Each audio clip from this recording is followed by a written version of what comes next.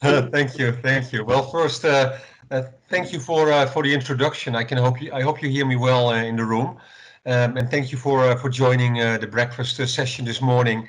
I have a couple of slides with some insights, some research outcomes, but I know there's way more to this topic than we can discuss in the next 30 minutes. So I hope that we have a nice conversation after this.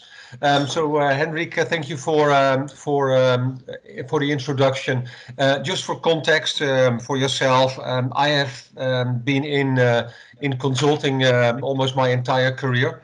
My last chapter was at McKinsey as a partner, HR executive, and global CLO, responsible for the development of the 30,000 consultants and partners at McKinsey.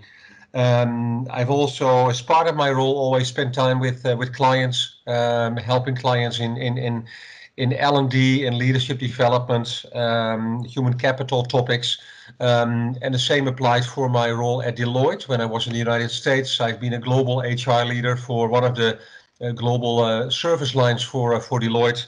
So in that sense, I feel that when it comes to HR, I know what it is to be in your shoes as an HR person, but also as a consultant. I've seen a lot actually what's happening in different organizations. So I joined IE a year ago. I always say life is about chapters. So I had always a passion for higher education, and I felt like it was interesting to join IE.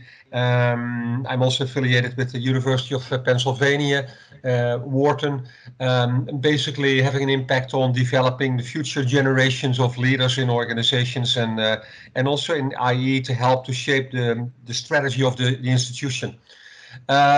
I've always enjoyed reflecting on what's happening in the world, what's happening in our profession, and to co-author books actually.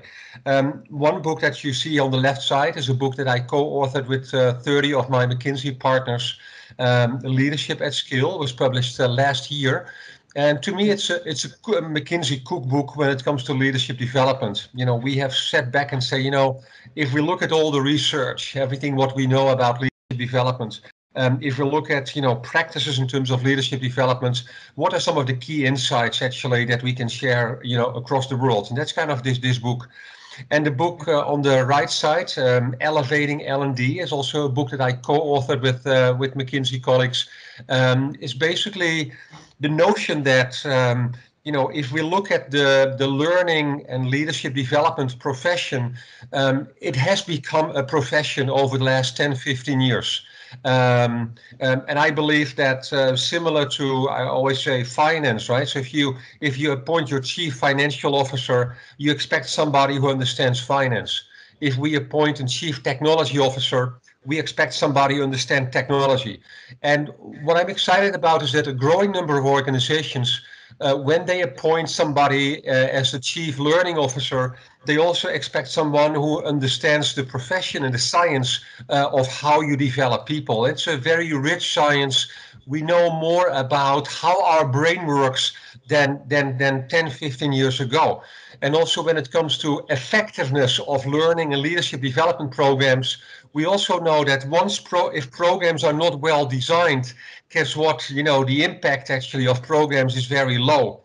And that's also a little bit a link to the Wharton program in the United States that I've been part of for the last 10 years. That's an executive doctorate program for people who are chief learning officers in organizations from around the world. And organizations were sending people to the program. It's an expensive program. It's over $200,000. They are saying, listen, we are spending 10, 20, 30, 40 million dollars on people capability development. And guess what? If we don't know how to do this well, we are probably wasting our money. And I completely agree with that. And that's also why, at my role at McKinsey, I've been involved in that program. And finally, when I left the firm in my full-time role, they asked me if I would be interested to stay on as an external senior advisor and spending time with a couple of selected clients globally, but also continue to be involved in facilitating a number of leadership programs at the firm. So that's kind of a little bit my context for the conversation today. You know, um, as um, as Henrik mentioned, you know, we are living in very interesting times, right? So in terms of if we reflect on what's happening at a global basis, we are facing a crisis in different domains. You know, one, of course, the pandemic. Secondly, an economic crisis, and if you look at all the statistics, we are the most challenging times since the 20s in the last century in a number of geographies around the world. We are facing an unemployment crisis with, in a number of countries, fast rising unemployment. And last but not least, we also are facing we are in a climate crisis, and all these things are coming together. Now, if you reflect on it, and Henrik, as you mentioned, now in Denmark, a number of the companies are doing really well. Unemployment is still low. The stock market is doing well. So in a way, a lot of you can say, if you look at this at a global level, we are all in a big storm, but we are in different boats, right? So some are in very small boats, and others are in bigger boats or more safer boats than others are. And that's kind of a little bit, if we look at this from a geopolitical perspective, in what situation we are today. And then, if you look at just one element of this, we look at the future of work. At McKinsey, we published a report 2 months ago, the future of work in Europe. It's a very extensive report. And if you read this report, according to McKinsey, over the next decade, 1 out of 3 jobs in Europe are at risk. Through a combination of COVID, but also through the digital transformation. I bet my introduction, if you look probably at your organization, is at a certain kind of maturity level when it comes to digitization, and what we see over the next decade is a tremendous change actually when it comes to the adoption of different technologies in organizations, including machine learning, artificial intelligence, the Internet of Things, 3D printing, I can go on, right? So all these technologies are still at an early stage of adoption to some extent, but we expect that over the next decades there will be significant change, what will have a huge impact on the future of work, actually. I also mentioned, the pandemic, but it goes beyond the pandemic, actually. I have one question, maybe Henrik. I'm hearing an echo. I'm not sure if there's a way to have. No, I'll mute. Yeah, okay, that's much better actually. Thank you. So in terms of the pandemic, has also huge implications for people's overall emotional, social well-being. If we look at the number of people who are stressed out, burnout, are to some extent negative, depressed, actually, it's on the rise globally and pretty significantly. And this is a model that I developed with a medical professional in the United States, also a colleague of mine. It's a vitality model, a model that will focus on health, well-being, and happiness, or body, mind, and purpose. Have time today to go in depth in terms of this model, but the point I like to make is that if we look at careers in organizations, And if we look at pensions around the world, and I don't know what the latest is in Denmark, but in many countries, pension plans have been pushed out over the last 5 years, particularly, where most people will retire not before they are 67. In the Netherlands, it's linked to your date of birth. So as an example, my son is 22, and if I look up his date of birth on the government website, it shows that his retirement is at the age of 72 and 6 months. And there's a big disclaimer. And you know what the disclaimer says? This can change. If the health costs are becoming more expensive, if people live longer, official retirement age will be pushed out. So if we reflect on that, people will be in the workforce for 50 years, 50. And now I think if we reflect on what has happened over the last 5 years, 10 years, tremendous change. If we think about what will happen over the next 5 years, similar. What will happen over 10, 15 years, we have no idea. The only thing that I believe is that in order for people to have a career where they stay employable and they continue upskill and reskill themselves, in order to stay employable, there's only one recipe, and that is people need to stay healthy. They need to stay vital. That's the only way to be successful. And I've seen a lot of statistics as well on leadership. The number of leaders who are burned out or have an fatigue in terms of an engagement fatigue because they are having a burnout, they are still working, but they are not necessarily are really engaged anymore and can make the right decisions for organizations. It's a challenge. And what we are seeing currently is that a lot of people, when this pandemic started, they thought, and I have to admit, including myself, this is probably a couple of weeks, a lockdown, and then we move on with our lives. And then it was like, whoa, okay, that's not the case. Now it becomes the summer, but after the summer, everything is fine. Realize we are into this for a much longer time, actually. So people have to build a level of resilience to say, this is not over in October. We will be in this situation likely until the mid next year, end next year, or even, in 2022. If, some argue, if there is something like a post-COVID, maybe the virus will always stay with us. We don't know.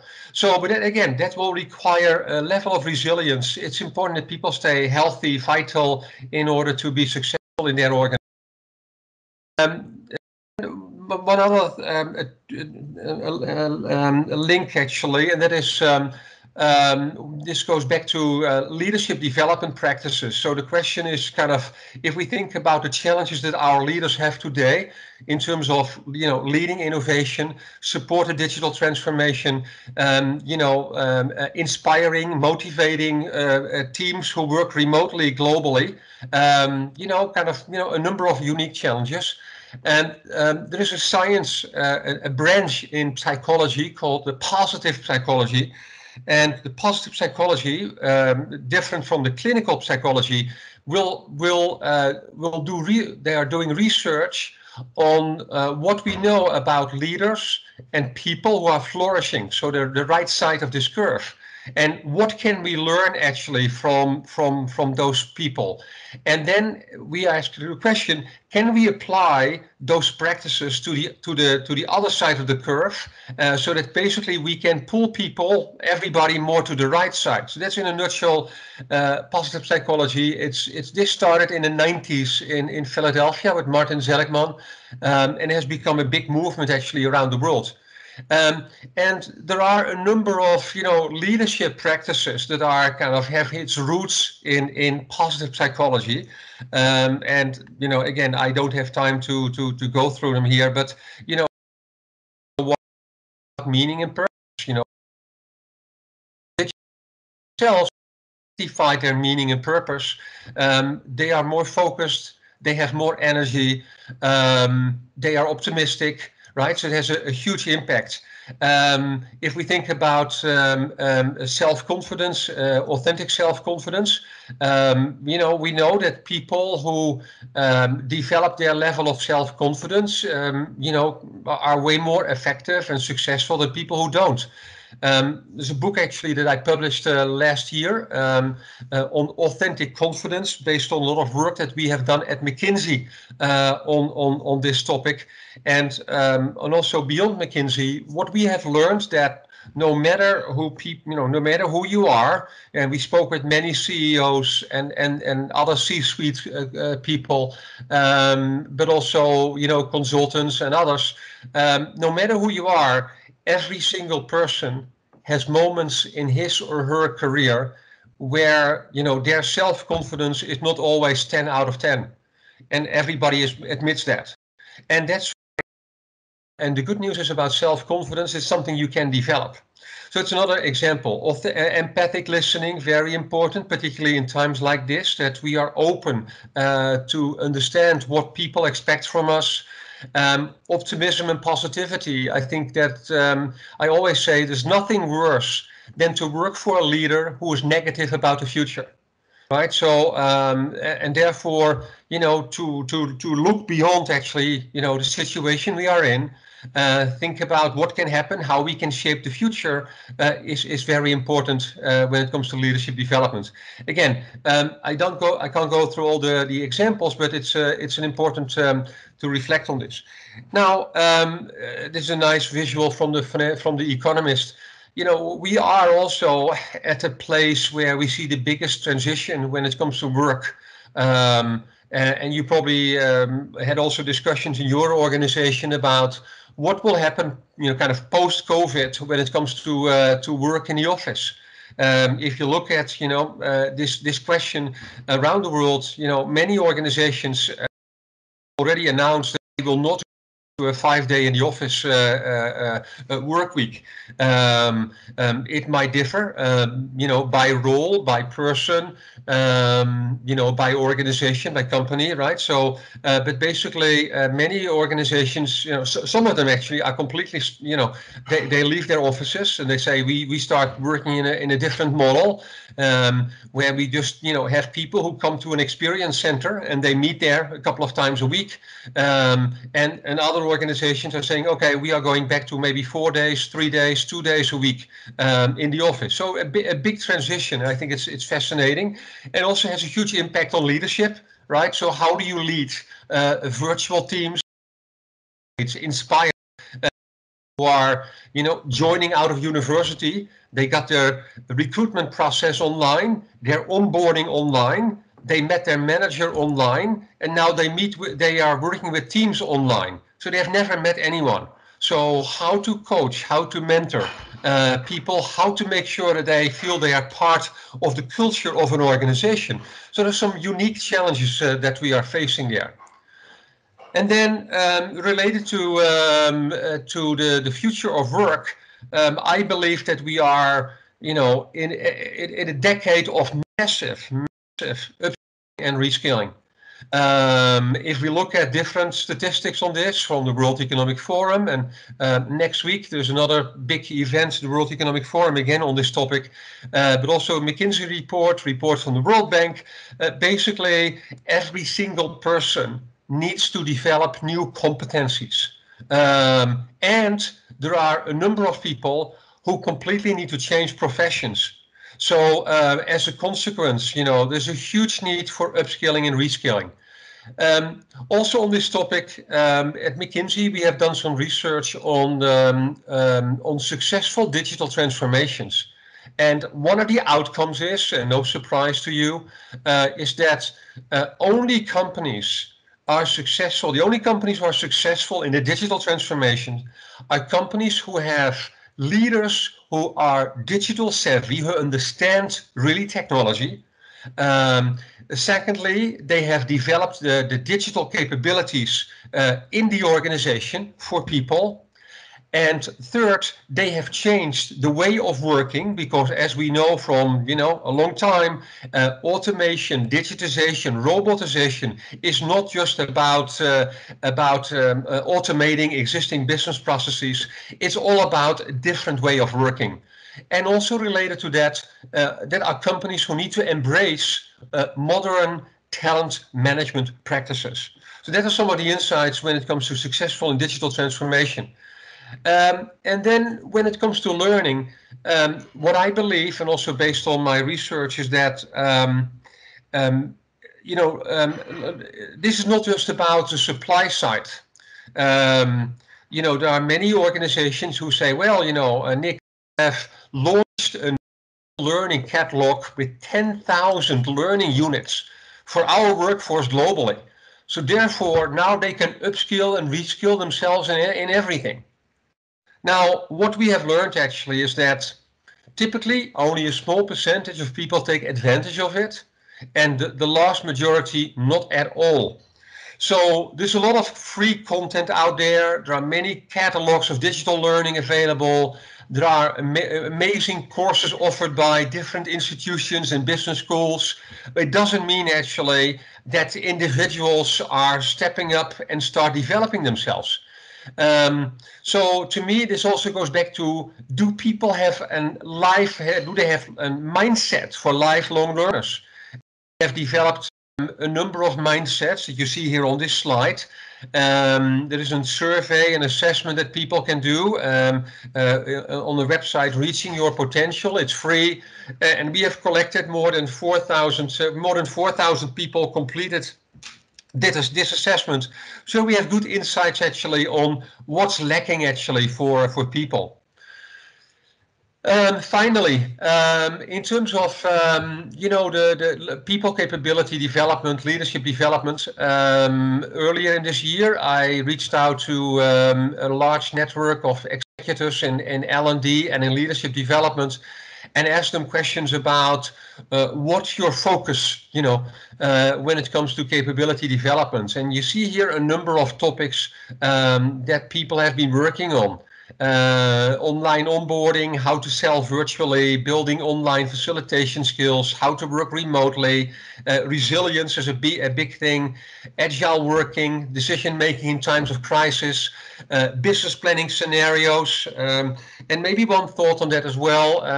I spoke with one of my McKinsey colleagues the other day, a senior partner who has been spending the last 7 months time with over 50 CEOs globally.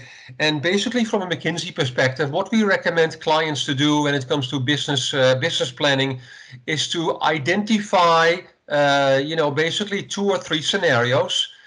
Look at all the pros and cons, look at all the risk actually, potential upsides when it comes to those scenarios, and pick a scenario that you believe is the most likely to play out, but as well a scenario where you have opportunities on the upside and opportunities on the downside. And particularly when it comes to the supply chain of organizations, as we know, we cannot just change things overnight, and therefore to pick a scenario that is likely realistic is very key. So I know, Hendrik, you made a comment about, well, is there still a need to develop leaders? Actually, according to this survey, many people admit that this is actually very important to do this. And finally, the question is, what will happen with corporate learning and development past COVID? A couple of key trends here. Digital is here to stay. There's no doubt. There will be more and more digital learning than ever before. But what's also interesting is that I've been also getting feedback from people who are saying to me, Nick, I've been on Zoom sessions for the last 9 hours. The last thing I want to do in my evening is another course for 1 hour on Zoom. So there's kind of a Zoom fatigue. Another thought is that if people indeed will start working more remotely in the future, so that means they have even more time, by themselves at their computer, at their smartphone, the need to come together and to have a live experience actually might even go up. Like, so, you know, as humans, we know there's value of being together for specific events, and potentially you could argue that some leadership development programs might be moments that people come together and get immersed in the culture and the network and of the organization. Um, but let's see how this all plays out. But digital is here to stay. There's no doubt. Will be more blended learning. L&D functions, HR functions need to embrace more agile way of working. It's also about doing more, how to do more with less. That's a key theme, and also how we can leverage vendors to collaborate. So that's kind of my opening. Hopefully, some food for thought for discussion. As I said, there are many other things to consider as well. Final comment on the left side. You see here a book, "You, the Positive Force in Change," a book with practices on leadership development, leveraging insights from the neurosciences and positive psychology. An interesting reads, and all the royalties of my books are donated to a foundation called E-Learning for Kids. So with that, I hope this has been helpful, insightful, food for thought, and I will turn it over to Henrik to facilitate the discussion today.